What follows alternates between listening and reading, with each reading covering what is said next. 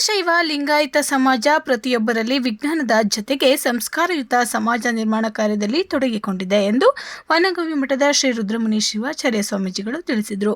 ನಗರದ ಪವಾಡ ಶ್ರೀ ಬಸವಣ್ಣ ದೇವರ ಮಠದಲ್ಲಿ ಶ್ರೀ ವೀರಶೈವ ಲಿಂಗಾಯತ ನಿವೃತ್ತ ನೌಕರರ ಕ್ಷೇಮಾಭಿವೃದ್ಧಿ ಸಂಘ, ತಾಲೂಕು ವೀರಶೈವ ಲಿಂಗಾಯತ ಸರ್ಕಾರಿ ನೌಕರರ ಕ್ಷೇಮಾಭಿವೃದ್ಧಿ ಸಂಘ, ಅಖಿಲ ಭಾರತ ವೀರಶೈವ ಮಹಾಸಭಾ ಸೇರಿದಂತೆ ವಿವಿಧ ವೀರಶೈವ ಲಿಂಗಾಯತ ಸಂಘ ಸಂಸ್ಥೆಗಳು ಸಹಯೋಗದಲ್ಲಿ ಭಾನುವಾರ ಆಯೋಜಿಸಿದ್ದ ನೂತನ ನಗರಸಭೆ ಅಧ್ಯಕ್ಷೆ ಪೂರ್ಣಿಮಾ ಸುಗರಾಜುರವರ ಅಭಿನಂದನಾ ಸಮಾರಂಭ ಕಾರ್ಯಕ್ರಮವನ್ನು ಉದ್ದೇಶಿಸಿ ಮಾತನಾಡಿದರು.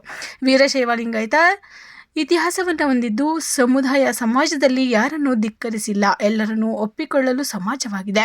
ವೀರಶೈವ ಸಮಾಜ ಬೇಡಿದ ಸಮಾಜವಲ್ಲ, ನೀಡಿದ ಸಮಾಜವಾಗಿದೆ. ಪ್ರತಿಯೊಬ್ಬ ವ್ಯಕ್ತಿಯಲ್ಲೂ ಕೃತಜ್ಞತೆಯ ಭಾವನೆ ಇದ್ದಲ್ಲಿ ಸಮಾಜದ ಉತ್ತಮ ಸ್ಥಾನಮಾನ ಗಳಿಸಲು ಸಾಧ್ಯವಾಗುತ್ತದೆ. ಅವಕಾಶ ಎಲ್ಲರಿಗೂ ಸಿಗುವುದಿಲ್ಲ. ಸಿಕ್ಕ ಅವಕಾಶವನ್ನು ಸದುಪಯೋಗಪಡಿಸಿಕೊಂಡು ಸಮಾಜ ಏಳಿಗೆಗೆ ಶ್ರಮಿಸಬೇಕಾಗಿದೆ.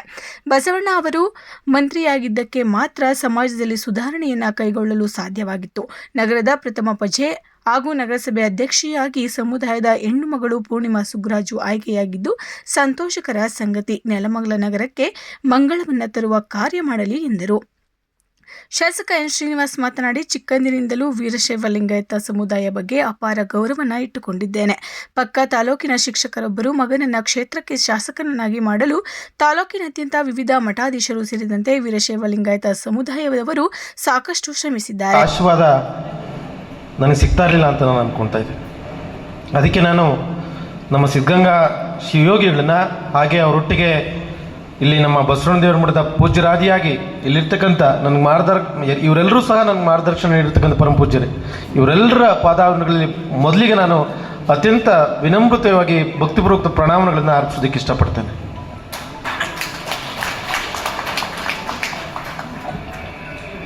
ನಿಜವಾಗ್ಲೂ ಹೇಳಬೇಕು ಅಂದರೆ ಇಲ್ಲಿ ನಮ್ಮ ಸ್ನೇಹಿತರು ಇಲ್ಲ, ನಾನು ಅದನ್ನು ಸ್ಮರಣೆ ಮಾಡ್ಕೊಳ್ಳೇಬೇಕು. ಗಣೇಶ್ ಅಂತ ಹೇಳಿ ಅವರು, ನಾವು ಹಿಂಗೆ ಕೂತ್ಕೊಂಡು ಮಾತಾಡ್ತಾ ಇದ್ವಿ. ಬರೀ ಚುನಾವಣೆ ಕೇವಲ 3 ದಿನ ಇತ್ತು. ನಾವಿದ್ದಂಥ ವಾರ್ಡ್ನಲ್ಲಿ ಇನ್ನೂ ಮನೆ ಕಟ್ಕೊಂಡು ಹೋಗಿರಲಿಲ್ಲ. ನಾವಿದ್ದಂಥ ವಾರ್ಡಲ್ಲಿ ಮಂಜುಳಾ ಗೋಪಾಲ್ ಅಂತ ಇದ್ದರು. ಅವರು ಚುನಾವಣೆಯಿಂದ ಅನಿವಾರ್ಯ ಕಾರಣಗಳಿಂದ ಹಿಂದೆ ಸರಿದಿದ್ರು. ಈ ಬಾರಿ ಚುನಾವಣೆಗೆ ಅವ್ರು ನಿಲ್ತಾ ಇಲ್ಲ, ನೀನು ಅಲ್ಲಿ ಚುನಾವಣೆ ನಿಂತ್ಕೊಳ್ಳಯ್ಯ, ನಿಮ್ಮ ಮನೆಯವ್ರನ್ನ ನಿಲ್ಲಿಸು ಅಂತೇಳಿ ನಮ್ಮ ಗಣೇಶ್ ಅವರು ಸುಮ್ಮನೆ ಒಂದು ಹೇಳಿದ್ರು. ಇಲ್ಲಪ್ಪ, ಯಾಕೆ ನಾನು ಚೆನ್ನಾಗಿರೋದು ನಿನ್ಗೆ ಇಷ್ಟ ಇಲ್ವಾ? ಅದ್ರ ಬದಲು ಏನಾದರೂ ಬೇರೆ ಹೇಳು, ನಾನೇನಾದರೂ ಹಾಳಾಗಬೇಕು ಅಂತ ಮಾಡ್ತಿದ್ದೆ, ಚುನಾವಣೆ ನಿಲ್ಲಿಸ್ತಾ ಇದೆಯಾ, ಯಾವುದಾದ್ರೂ ದ್ವೇಷ ಇದೆಯಾ ನನ್ನ ಬಗ್ಗೆ ನಿನಗೆ ಅಂತ ಕೇಳಿದೆ. ಇಲ್ಲಪ್ಪ, ಇದೊಂದು ಅವಕಾಶ ಇದೆ, ನೀನು ನಿಜವಾಗ್ಲೂ ನಿಂತ್ಕೊಳ್ಳೇಬೇಕು, ನಿಮ್ಮ ಮನೆಯವರು ಎಲ್ಲಿದ್ದಾರೆ ಕರೆಸು. ನಮ್ಮ ಮನೆಯವರು ಮಧುಗಿರಿಲಿದ್ರು, ಅವಾಗ ನೆಲಮಂಗಲದಲ್ಲಿ ಇರಲಿಲ್ಲ. ನಮ್ಮ ಮನೆಯವ್ರಿಗೆ ಫೋನ್ ಮಾಡಿ ಹೇಳಿದೆ, ನೀನು ನಾಳೆನೇ ಬಂದ್ಬಿಡು, ನಾಮಿನೇಷನ್ ಫೈಲ್ ಮಾಡಬೇಕು ಅಂತ. ಕೇವಲ 3 ದಿನಗಳಲ್ಲಿ ನಾವು ಚುನಾವಣೆಗೆ ಧುಮುಕಿದ್ವಿ. ನಮ್ಗೆ ಎಷ್ಟೋ ಜನ ನೆಲಮಂಗಲದಲ್ಲಿ, ಎಷ್ಟೋ ಜನ ನನ್ನ ಸ್ನೇಹಿತರಿಗೆ ನಾನು ಚುನಾವಣೆ ಮಹನೀಯರಿಗೂ, ಎಲ್ಲ ಗಣ್ಯರಿಗೂ, ಎಲ್ಲ ಅಕ್ಕ ತಂಗಿಯರಿಗೂ ಸಹ ಮತ್ತೊಮ್ಮೆ ಮಗದೊಮ್ಮೆ ಸ್ವಾಗತ, ಸುಸ್ವಾಗತ, ಜೋರು ಚಪ್ಪಾಳೆಯೊಂದಿಗೆ. ನಮ್ಮ ಕಾರ್ಯಕ್ರಮದಲ್ಲಿ ಅಂತ ನಮನಗಳನ್ನು ಸಲ್ಲಿಸ್ತಾ, ನಾನು ಯಾವಾಗಲೂ ಹೇಳ್ತಾ ಇರ್ತೀನಿ, ನಮ್ಮ ಸಿದ್ಧಗಂಗೆ ಬದಿಯವರು ಆರಾಧ್ಯ ದೇವರಾದರೆ ನಮ್ಮ ಬಸವಣ್ಣ ದೇವ್ರ ಮಠದವರು ನನಗೆ ಆಶ್ರಯದಾತರು ಅಂತ ನಾನು ಯಾವಾಗಲೂ ಹೇಳ್ತಾ ಇರ್ತೀನಿ.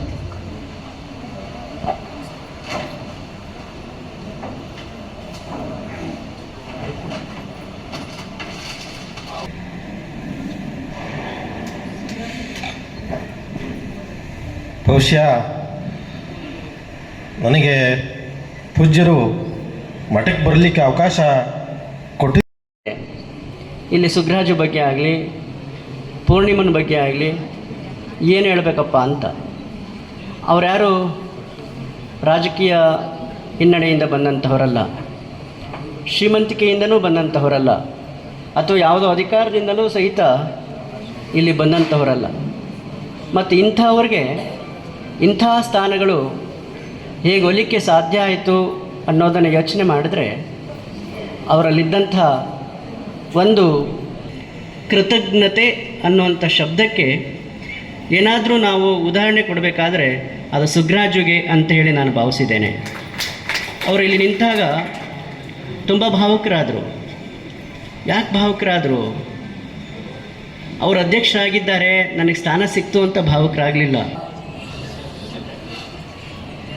ಸಂದರ್ಭದಲ್ಲಿ ಕರೆದು ಆಶ್ರಯ ಕೊಟ್ಟು ಅನ್ನ ಹಾಕಿ ಬೆನ್ತಟ್ಟಿ ನೀನೊಬ್ಬ ಸಮಾಜದಲ್ಲಿ